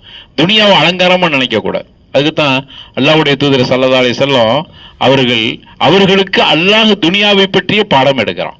அல்லாஹ் தனது திருமறையில சொல்றான், இந்த துனியா யஅலமு அன்னமல் ஹயாத்து துனியா லைபுன் வலஹுன் வஸீனத்துன் வதஃபஹுருன் வதகாசுரு ஃபில் அம்வாலி வல் அவுலாத். அல்லாஹ் ரப்பல் ஆலமீன் துனியாவை பற்றி சொல்கிறான்.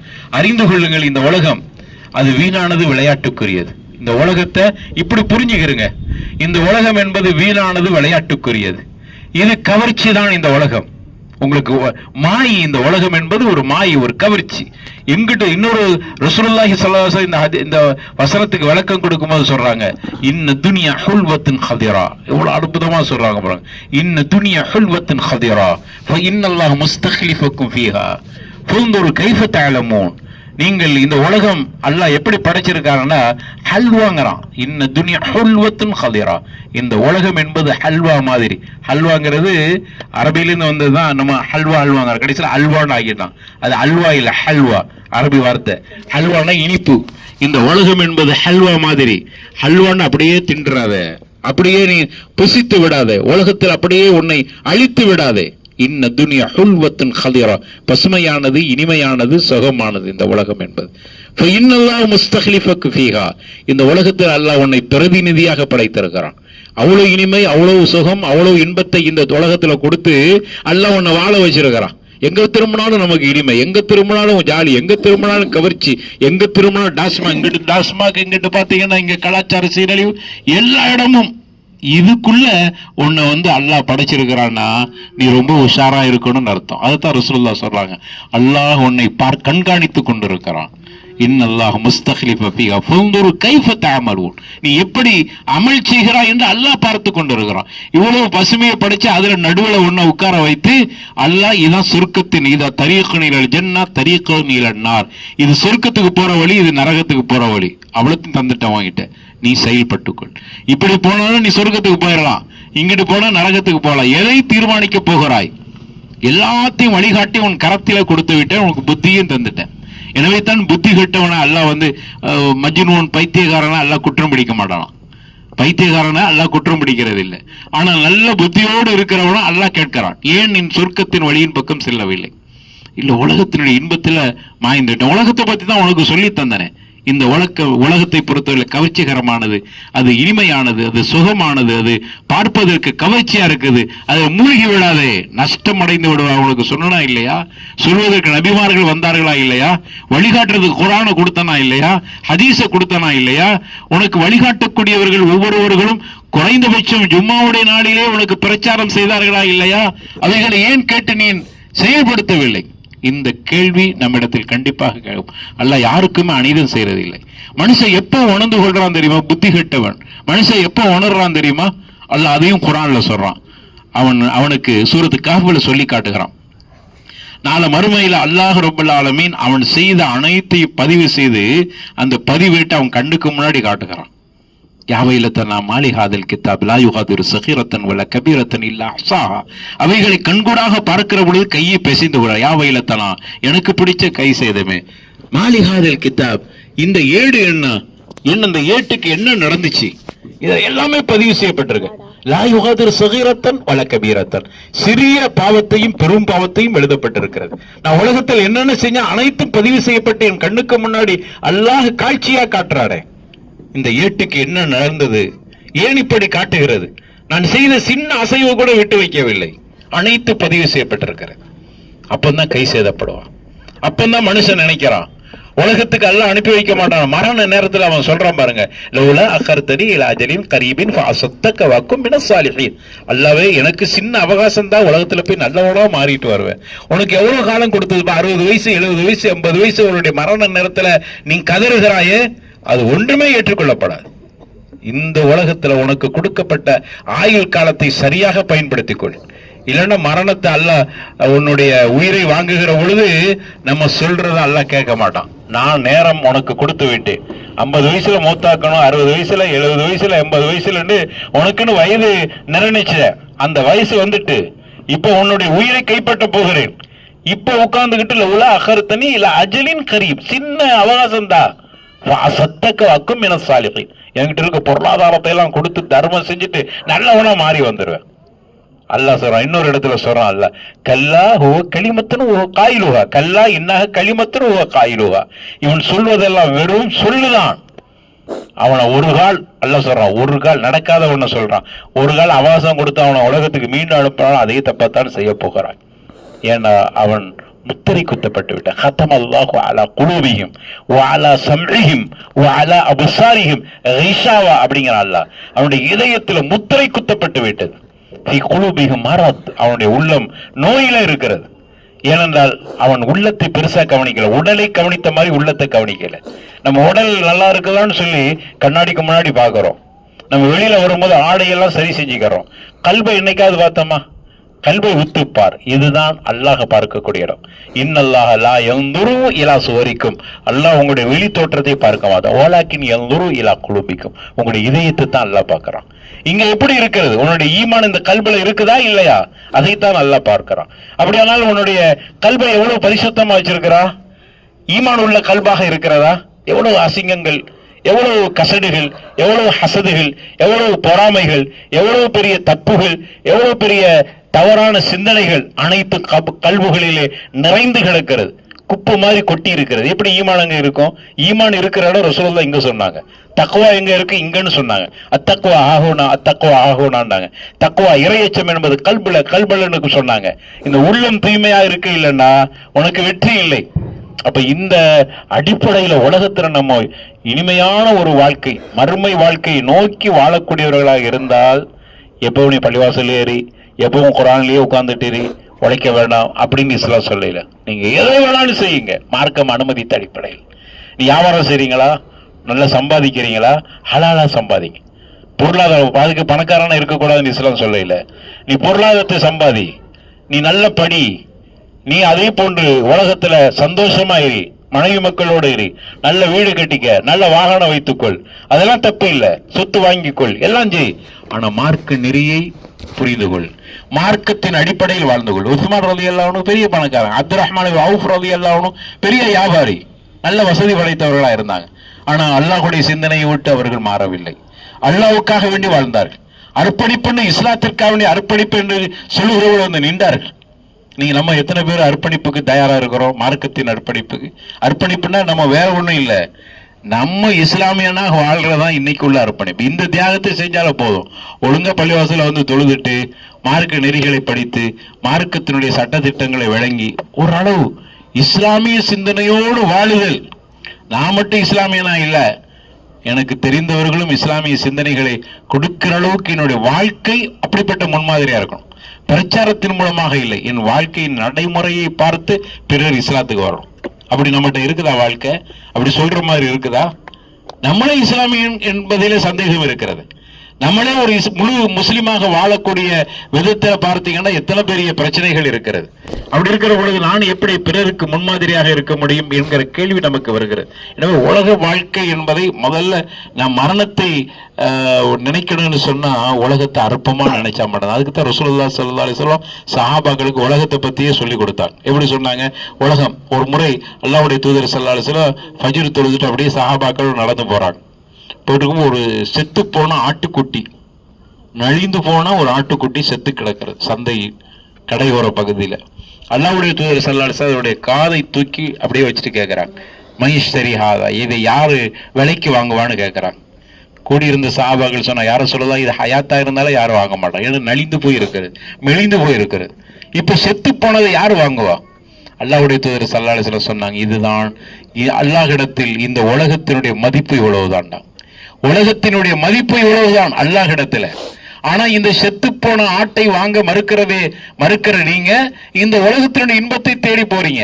ஆனா அல்லாஹ்விடத்தில் இந்த உலகம் இதை விட அற்பமானது.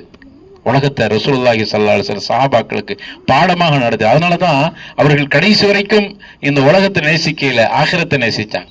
அதனாலதான் எல்லா தியாகத்துக்கும் அவங்க தயாரானாங்க. அப்ப ஆகிரத்தை நம்ம நினைக்கிறோம்னா முதல்ல உலகத்தை அற்பமா நினைக்கணும். உலகத்தை ஹுப்பு துனியா நம்மகிட்ட இருக்கக்கூடாது. ஹுப்பு துனியா இருக்கிற வரைக்கும் நமக்கு மரணத்து மேல கரிகள் மூத்து, மரணத்தை நம்ம வெறுத்துக்கிட்டே இருப்போம். அப்போ ஹுப்பு துனியா இல்லாம இருக்கணும்டா இந்த உலகத்தை எப்படி நம்ம நினைக்கணும்டா ரசூலுல்லாஹ் எப்படி பாடம் நடத்தின அதே போல. அப்துல்லாஹ் இப்னு உமர் சொல்றாங்க ரலியல்லாஹு அன்ஹுமா வரல்லாஹுமா, என்ன சொல்றாங்க பாருங்க, இதா அஸ்பஹத ஃபலா தந்தரில் மஸா வ இதா அம்சைத ஃபலா தந்தர் சபாஹா. காலை பொழுதில் இருக்கிற பொழுது மாலை பொழுதை எதிர்பார்க்காதே, மாலை பொழுதில் இருக்கிற பொழுது காலை பொழுதை எதிர்பார்க்காது. என்ன சொல்றாங்க? காலையில இருக்கும் போது நாளை மாலையில செய்வோன்னு சொல்லாத, ஏன்னா காலை உனக்குரியது, மாலை தெரியாது. அதே போன்று மாலையில இப்ப நம்ம மாலை நேரத்துல இருக்கிறோம், இரவு நேரத்துக்கு வந்துட்டோம், நாளை காலையில செய்வோம் அப்படின்னு எதன் நல்லதையும் தள்ளி போடாத, முடிஞ்சா செஞ்சிரு. காரணம் என்ன? காலை உனக்குரியது இல்லை. ஹசனுல் பஸரி சொல்றாங்க, முழு உலகமும் 3 நாள் தாங்கிறாங்க. நீங்க எத்தனை வருஷம் உலகத்துல வாழ போறீங்க? 80 வருஷமா, 100 வருஷமா, எத்தனை வருஷம் வாழ்ந்தாலும் சரி 3 நாள் தான் எல்லாத்துக்குமே. உலகம் 3 நாள், ரொம்ப அற்புதமா சொல்றாங்க. 3 நாள் தான். ஒன்று நேற்று அம்ஸ், மற்றொன்று அல்யோம் இன்று, மற்றொன்று கதன் நாளை. அப்போ நேற்று, இன்று, நாளை, இதுதான் ஒவ்வொரு மனுஷனுக்கு உண்டான வாழ்க்கை. இதுல நேற்று முடிந்து விட்டது, எனக்கு நேற்று சென்று விட்டது. இப்ப நேற்று நம்ம நினைச்சு வேலை இல்லை, முடிஞ்சு போச்சு. இப்போ இன்று இது நடந்து கொண்டிருக்கிறது. நாளை கதன் நாளை எனக்குரியதா? நாளை நான் இருப்பேனா தெரியாது. அப்ப எனக்குரியது நாள் எது? எனக்குரிய நாள் எது? இன்றைய நாள். முடிஞ்சிச்சு உன்னுடைய வாழ்க்கை, இவ்வளவுதான். எத்தனை வருஷம் வாழ்ந்தாலும் சரி, சென்று போனது நேற்று முடிந்து விட்டது. நாளை என்பது உனக்கு வந்தாதான் நிச்சயம். இப்போ இருப்பது, உன் கைவசம் இருப்பது இன்றைய நாள் தான். இன்றைய நாள் கவனை. இப்படி ஒவ்வொரு நாள் நினைச்சுன்னு நம்ம தப்பு செய்வோமா? நான் இன்றைய நாள் தான் எனக்குரியது என்று நினைத்தால் இன்றைய பொழுதை சரியாக ஆக்கிக் கொள்வேன். காலையில் எழுந்தது மாலை வரைக்கும் உமர் கத்தாப் ரலியல்லாஹு சொல்றாங்க, காலையில் எழுந்ததுன்னு மாலை வரைக்கும், நைட்டு படுக்க போகும்போது இன்றைக்கு என்ன செஞ்சோம் அப்படிங்கிறத ஹாசிபு கபில அன் துஹாசபுன்னு சொல்றாங்க. உன்னை அல்லாஹ் விசாரிக்க முன்னாடி நீ உன்னை விசாரித்துக்கொள். விசாரிப்பாங்க, நைட்ல படுக்கும்போது விசாரிப்பாங்க. நீங்க ஒரு கடை வச்சிருக்கிறீங்கன்னா காலையில இருந்து மாலை வரைக்கும் வியாபாரம் நடந்து, கடையை பூட்டும் போது என்ன செய்வோம்? இன்னைக்கு எவ்வளவு வியாபாரம் நடந்தது, யாருக்கு என்ன கொடுத்தோம், எவ்வளவு மிச்சம் இருக்குது, எவ்வளவு கொடுக்கணும், இது எதுக்கு அதுக்கு எதுக்கு எடுத்து போட ஒரு கணக்கு பார்ப்போமா இல்லையா? இது உலகத்தினுடைய கடை. நீ போட்ட முதலுக்காக வேண்டி கணக்கு பார்க்கிறாய். உனக்கு அல்லாஹ் கொடுக்கிற வாழ்வாதாரம் என்பது, ஹயாத் என்பது உனக்கு கொடுக்கப்பட்ட முதல். என்னுடைய முதல் எது தெரியுமா? என்னுடைய வாழ்வுக்கு முதல். என்னுடைய பொருளாதாரத்துக்கு முதல்னு ஒரு தொகையை போட்டிருப்போம். என்னுடைய வாழ்வுக்கு முதல் என்னன்னா, நான் வாழக்கூடிய இந்த வயதுதான் எனக்கு முதல். 60 வருஷம், 50 வருஷம், 20 வருஷம் அல்லாஹ் எனக்கு கொடுத்திருக்கான் பாருங்க. இந்த ஆயுள் காலம் தான் எனக்கு முதல்.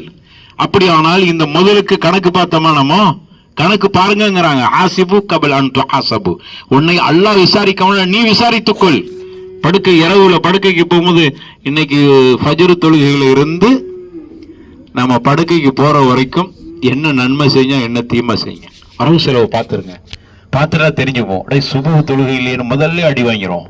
இன்னைக்கு சுபஹுக்கு போகையிலேயே, அல்லது ஜமாஅத்தை விட்டுட்டோமே, அல்லது சுன்னத்து தொழுகையிலேயே, அல்லது கலாவான பிறகு தொழுகோமே, பொழுது விடிஞ்ச பிறகுதான் எழுந்தோம். முதல் நம்முடைய இதே நஷ்டத்திலேயே ஆரம்பிக்கிறது. எத்தனை பேர் சுபஹு தொழுது இருக்கிறோம்? நீங்க இன்னைக்கு நைட்டு படுக்க போகும்போது அப்படியே கணக்கிட்டு பாருங்க. சுபுல எந்திரிச்சோமா, சுபுடைய சுன்னத்து தொழுதோமா, தஹஜ்ஜத்தை கூட நான் சொல்ல இல்லை. இந்த சுபுகே நமக்கு இழுக்குது. சஹாபாக்கள் தஹஜ்ஜத் வரைக்கும் கணக்கு பார்ப்பாங்க. அப்போ நம்ம சுபுகு ஜமாத்தை விட்டுட்டோமே, அல்லது தொழுகவே இல்லை. சரி, அதற்கு பிறகு என்ன நன்மை செஞ்சோம்? காலையில் எத்தனை பொய் சொன்னோம், எத்தனை தவறுகளை செய்தோம், எத்தனை பாவம் செஞ்சோம்? சஹாபாக்கள் இப்படி கணக்கு பார்ப்பாங்க. ஒரு கால் தவறு கூடிட்டேன்னா வருத்தப்படுவாங்க, அல்லாட்ட தௌபா செய்வாங்க. அல்லாஹ் மன்னிக்க கூடியவனாக இருக்கிறான். அல்லாஹ் சொல்றான், நீ கேளு என்னிடத்துல, நீ கேளு, நான் உன்னுடைய பாவத்தை மன்னிக்கிறேன். நீ என்கிட்ட கேட்காம இருந்தா நான் கோபப்படுறேன், நீ கேட்டுட்டா உன் கையை வெறுங்கையாக அனுப்புவதற்கு நான் வைக்கப்படுகிறேன். இதாங்க ரப்பு. அல்லாஹ் இப்படித்தான் நம்ம புரிஞ்சுக்கிறோம். மனுஷன் அப்படி இல்லை. நீங்க மனுஷன் போய் கேளுங்க. இன்னைக்கு கேட்டுன்னா ஒரு ஆள்கிட்ட போய் கேட்கிறோம், ஒரு 1000 ரூபாய் தாங்க கொடுத்துருவாங்க. அடுத்த நாள் போய் கேட்டாலும் கொடுப்பாங்க, அடுத்த நாள் போய் கேட்டாலும் கொடுப்பாங்க. நல்ல மனுஷனா இருந்தா. இன்னொரு நாள் போய் கேட்கணும், உங்களுக்கு பழப்ப இல்லையாடா, போய் ஏதாவது வேலையை பாரு, உரைய வந்து கேட்கிறா. மனுஷன் கேட்டா கோபப்படுறான். ஆனா அல்லாஹ் நீ கேட்காட்டா அல்லாஹ் கோபப்படுகிறான், கையேந்தி கொண்டு இருக்கிறான் நடுநிசையில.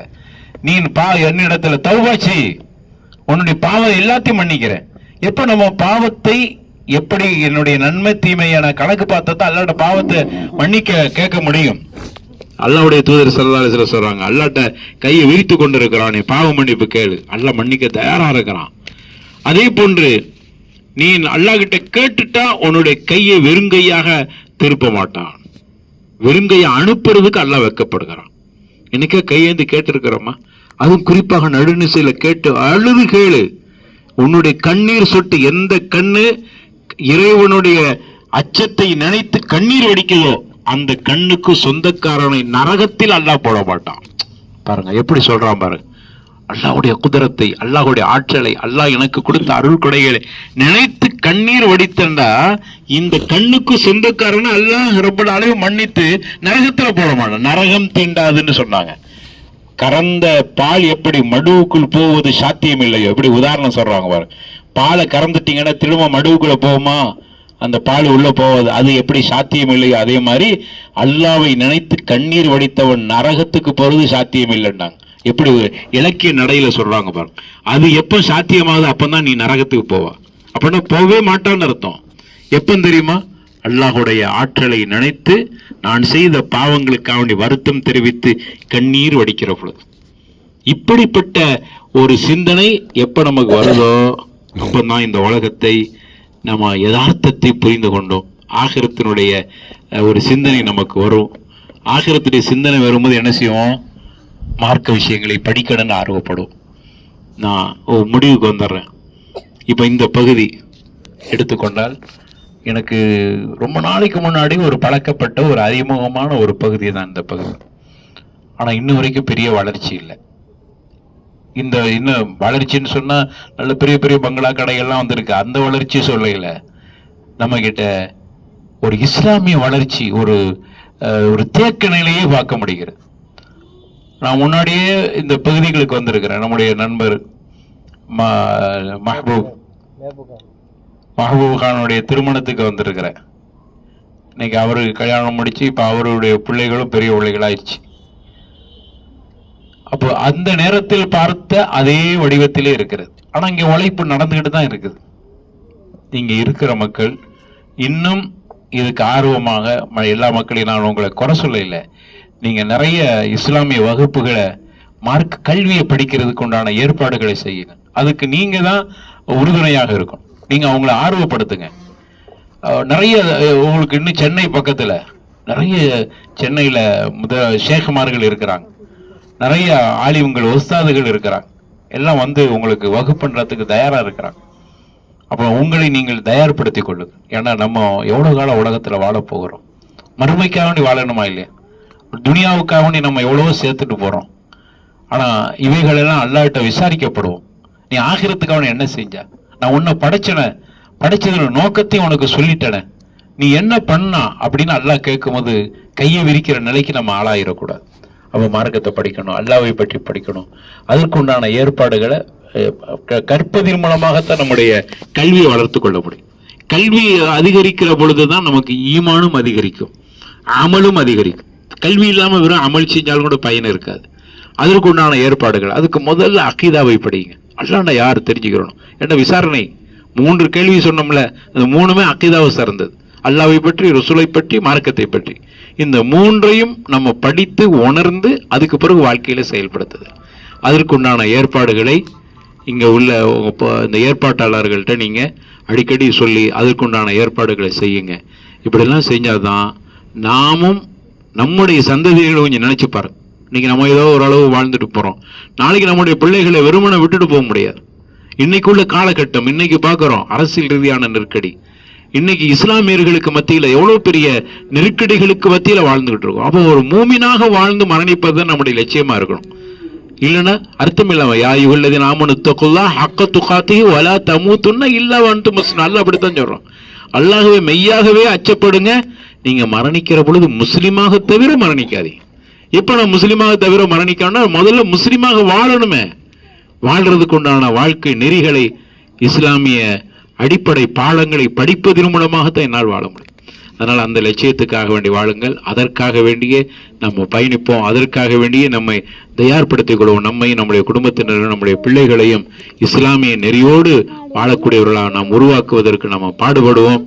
நம்ம எஞ்சிருக்கிற காலத்தை தீனுடைய வாசத்தோடு வாழ்ந்து, தீனிலேயே இருந்து, தீனோடையே மரணித்து, நாளை மறுமையில கண்மணி நாயகத்தோடு சொர்க்கத்தில் இருக்கிற பாக்கியம், அதுதான் நமக்கு லட்சியம். சொர்க்கம் என்பதுதான் லட்சியம்.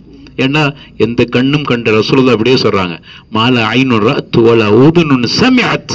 எந்த கண்ணும் கண்டிடாத, எந்த காதும் கேட்டிடாத, எந்த மனுஷனின் இதயத்தில் கற்பனை கூட பண்ணிட முடியாத அனைத்து அருள்கொடைகளும் கொட்டி கிடக்கிற ஒரு இடம்தான் சொர்க்கம். அந்த சொர்க்கத்தை அடைய வேண்டுமானால் இந்த உலகத்தில் லட்சியத்தோடு வாழ வேண்டும். இப்படி வாழுகிற பொழுது கண்மணி நாயகத்தோடு சொர்க்கத்தில் இருக்கிற பாக்கியத்தை நாம் அனைவர்களும் அடைய வேண்டும். அல்லாஹ் ரப்பல் ஆலமீன் அப்படிப்பட்ட பாக்கியசாலிகளாக நம்மை ஆக்குவானாக என்று அல்லாஹ்விடத்தில் துஆ செய்து இந்த உரையை முடித்துக் கொள்கிறேன். வாகிர் தஅவானா அனில் ஹம்துலில்லாஹி ரப்பில் ஆலமீன். அஸ்ஸலாமு